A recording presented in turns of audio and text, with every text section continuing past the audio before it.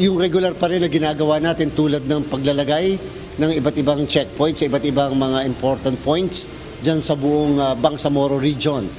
1,000 Philippine Coast Guard o PCG personnel ang sasanayin ng Commission on Elections para sa Bangsamoro Parliamentary Elections. Sila ang magiging Substitute Board of Election Inspectors o BEIs sakaling may mga guro na aatras sa tungkulin sa araw ng halalan, habang ang mga pulis at militar tututok sa seguridad sa lugar. Hindi na po Philippine National Police para makapag-focus ang PNP sa kanilang trabaho sa pagmamatsyag at papaprotekta ng katahimikan ng lugar.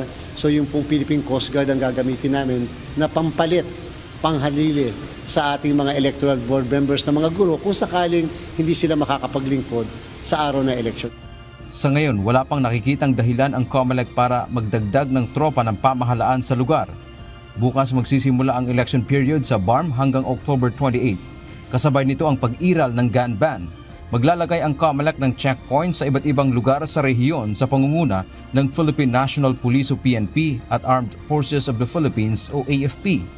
Maaari po na magkaroon ng konti lang na istorbo dahil sa siyempre nasa checkpoint at ipapatupad na po kasi namin beginning tomorrow, beginning mamayang gabi, alas 12:01 ng gabi, ang gun ban at mga iba pang prohibition na kaakibat po ng election period.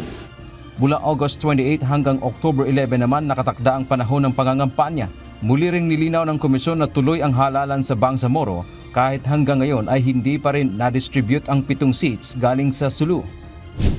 Marami ang umaasa na makakamit ang inaasam na kapayapaan sa Bangsamoro sa pamamagitan ng pagdaraos ng halalan.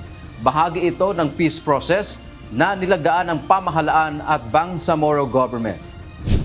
Una nang nagpasalamat ang Moro Islamic Liberation Front o MILF kay Pangulong Ferdinand Marcos Jr. sa pagtupad sa kanyang pangako na ituloy ang halalan sa Parlamento ng Bangsamoro sa Oktubre sa gitna ng mga panawagan para sa pagpapaliban nito. Dante Amento, UNTV, News and Rescue. Diyos ang aming sandigan, serbisyo publiko ang aming pinahahalagahan.